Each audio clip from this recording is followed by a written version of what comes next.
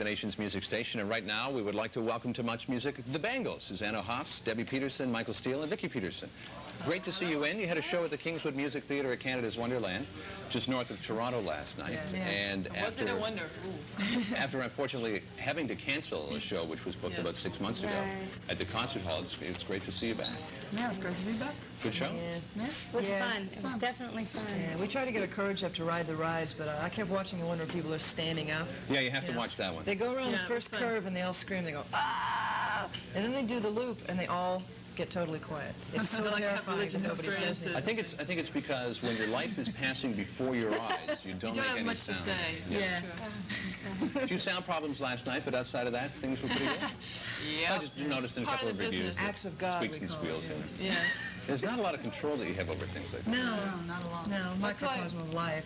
Yeah, we want to be a folk rock band, and we won't have to deal with that kind of stuff anymore. Exactly. The acoustic guitars up on stage, sing to the audience, and you don't have to deal with amplifiers, lights, or sound technicians.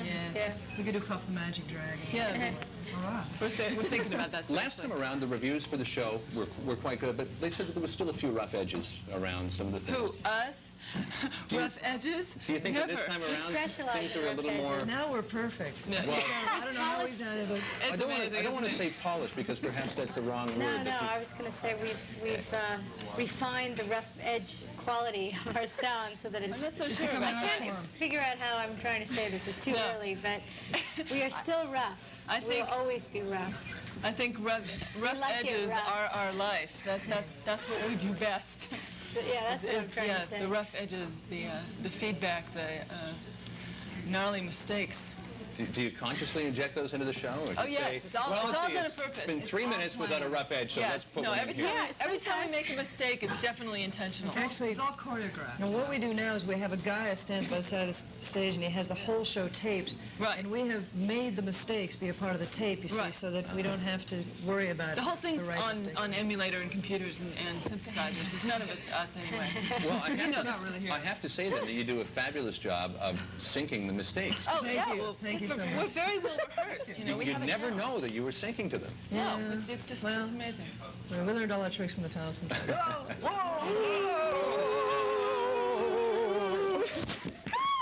Does it feel like things have gelled a little more musically on stage over the past year? We've gelled considerably. Considerably. I don't know, it looks like a little bit of hairspray, but not too much gel.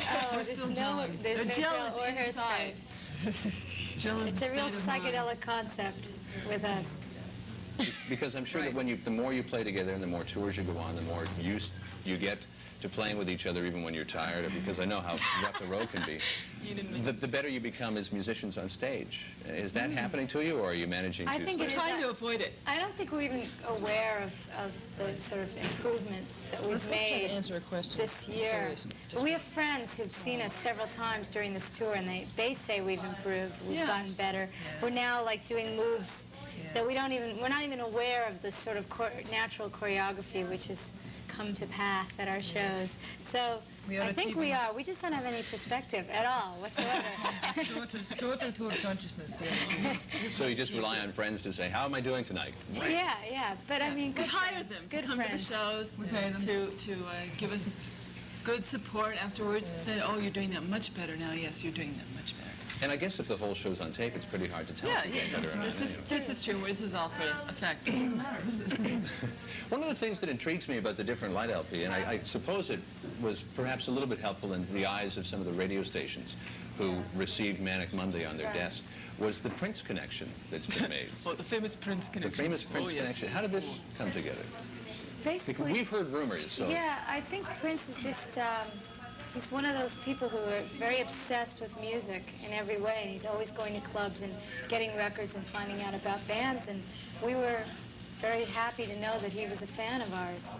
And through him liking our music, we just became friends over the years. And it's been a couple of years since we first met him. We met him back in 1945. Yeah, we met him a few years ago when we had our first record out. He liked a song called Hero Takes a Fall a lot. Yeah, great tune. Yeah. And he's just pops in and out, you know, wherever. Like Bewitched. you know? Like, Just there. It's like Serena. It was amazing. Was he in on really- the production of Manic Monday Not with at David all, Tommy? no, because he was working on his film at that time. So we would just communicate over the phone and we sent him a tape of the mix and called back the next day saying how much he liked it and, you know, that kind of thing. That's great. Did he personally deliver the song or telex it to you? Well, he was in the studio at the time, so I went over just to the studio and picked up a copy of the tape. It seemed to be a good combination. Yeah. Songs and band. Yeah, because it yeah. came out quite well. Went top 10, didn't it? Yeah, number 2. Number 2. Yeah. Higher than I That is top 10. That is almost number 1. So for you, it was probably a pretty good combination as well. It was great. Okay, well, why don't we take a look at it right now? All right? Good idea. That's a real... Why don't we? From Different Light, here's the Bangles. This is Manic Monday. The Bangles that you girls were oohing and ahhing over the Beatles promo there. Big fans of the Beatles still? Who, us? No, never. Who isn't? Really? You grew up in, I guess, what was a fairly intimate music scene. It was fairly reactionary against some of the slick LA sounds that were going on. Yeah, and it you was probably, the Eagles backlash. yeah, and you probably had a real hardcore following in some of the clubs like the Troubadour and whatever. How did those original fans react to the band now that you've achieved a modicum of success nationally? Well, the ones that really love us didn't care when we got bigger. I don't know, some of them, I think sometimes fans get upset when you don't play the small places anymore. They can't come and see you anymore. They lose the intimacy, Yeah. and it's just one of those sort of sad things that happens with the happiness of success, is that you really do lose that sort of one-on-one thing with a very, 150 kids crammed into a room, a quarter the size of this room. Yeah, blowing smoke in your Blowing face, standing smoke in like their right face. there. Well, Mike, you said that the original fans can't come to the bigger gigs. Why? Is it because Well, no, they can. they won't allow Well, what I themselves meant to? was they can't just walk right up to you and go and blow smoke in your face. And just which is actually one of the nicer things about playing the bigger places, because you're not going, oh, We really haven't changed, and it's funny. I don't feel that. I think that we've still really maintained our sort of underground connections with people. And when we go on stage, we get weird. We're rough, as we said before. We still get rocked out and There's a friend raunchy, of ours, and, There's a friend of ours in Los Angeles who's a rock journalist for an LA paper, and he came to our show at the Greek Theater, which was our big homecoming show for us. It was a big show in LA. We were very nervous, and he just, afterwards he said, I can't believe, a garage band is still up on stage doing, having top 10 hits and playing the Greek Theater. It's like, how did you get away with it? Yeah. And still sound like that. And we do. We still, goof around on stage. I'll still start going up to Vicky's guitar and strumming it and making lots of noise. Chase each other across the She makes stage. a lot of noise on stage. We still carry the garage around with us. Yeah. Well, the Rolling Stones did it. Yeah, the Rolling You're Stones absolutely did it. right. That's You're absolutely sort right. of our role model. Oh, and Yeah. we found out recently that Keith Richards knows about us. Yeah, That is amazing. In to us. what way? we prayed to God after that. You That can was tell the amazing. story. But we read Well, in the he had paper. a daughter. He had a new daughter. So he has 3 and now. as opposed to an old one, and he has 3 one, and I think they wanted a boy, but instead he said, well, we'll just keep on having girls and give the Bangles some competition. And we read a quote that went like that in a paper, and we just died. Couldn't sleep for days. We were so excited. Yeah. Congratulations, Keith. So maybe 20 years from now, as you were giving competition for the top of the charts, the competition for the top of the charts for the Stones, they will be giving it to you. Yeah. Can you see being around in 20 years? Do you ever look that far away? God, hope to God I we'll hope be we here. are. I hope everybody is. I hope we're all here.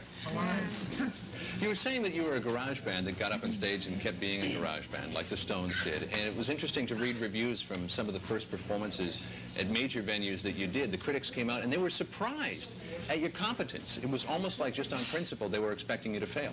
It's kind of sad, isn't it? Yeah. The way this business goes a lot of times, people want to see you fail for some bizarre reason. I don't know why, and you have to prove it to them. So there's a lot of testing going on all the time.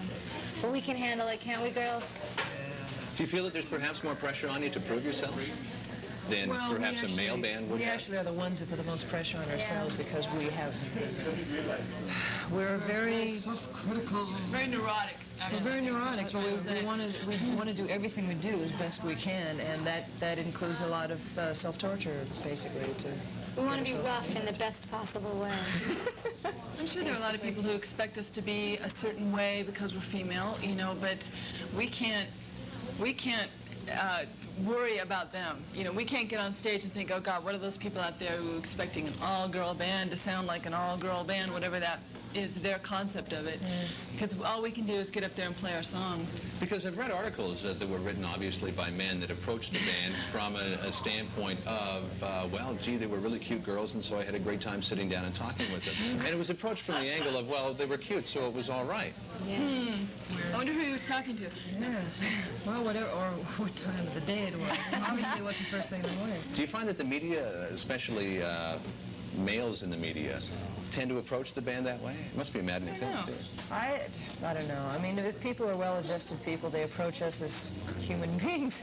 You know, we can't... Sometimes female interviewers ask us more questions about they're strange. Women in rock and women in rock, you know, these kind of questions. We get very tired of them. And so, this one girl just yesterday was asking us, do you see yourself as a woman, or do you see yourself as a musician? First, you wake up in the morning, what do you think? I don't know. I wasn't born and laying there in the crib going, I'm a musician. I'm a musician. I know. I said I think of myself as a woman first, I suppose, as a person. Yeah, just a being, as it were. I think if you can just comfortably exist doing whatever you're doing without having to focus on, am I this or am I that? The greatest battle of all is to exist comfortably. We're all Renaissance people. This is true. People do always like to separate things in the music industry, though, and if I could make just a quick little separation myself. There seems to be a trend now towards what girl bands in the 60s used to be. For example, Madonna might mirror what Diana Ross is doing. Bananarama could be perhaps the Ronettes or something like that. It's people who don't play instruments getting up and singing other people's songs.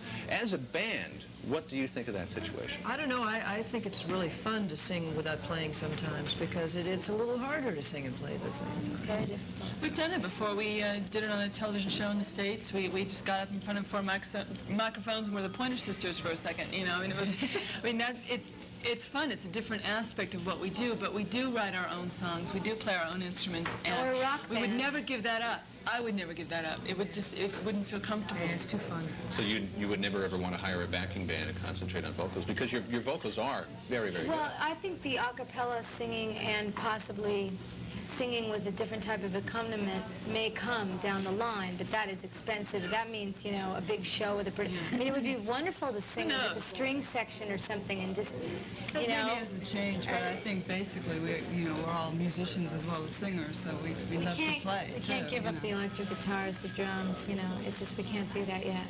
How about the things that go on behind the scenes as well, like the arranging and the production end of it? I'm sure that when you're... figures behind the curtain. Yes, of course. I'm sure that when you're a singer, you don't get quite as involved in that if you're singing other people's material with studio musicians. I'd say It depends on the artist. I think some artists definitely do get involved, and some just walk in after everything's done and lay down their vocal tracks. You know, I mean, depends on Cyndi the... Lauper sings other people's songs. You know, you can be damn sure she's in there from she day is one. You know, involved in every exactly. aspect, every sound, every snare sound on that record. She's Well, involved. actually, Cindy wasn't one of the people that I was thinking about. Yeah, but No, but- she's an example of someone who does sing other people's material and does get very involved. Yeah. You know, obviously we as a band are very involved in the sounds that we're making. We care very much about the sounds of our records and the production values and everything. Yeah, we have to sleep at night, so we try to take as much control as we can. Yeah, otherwise, you're always thinking, what are they doing with the tapes when you're in bed? We care too much. We don't sleep at night. We've been on tour for 8 months, and we're having a lot of trouble sleeping at this point. To me,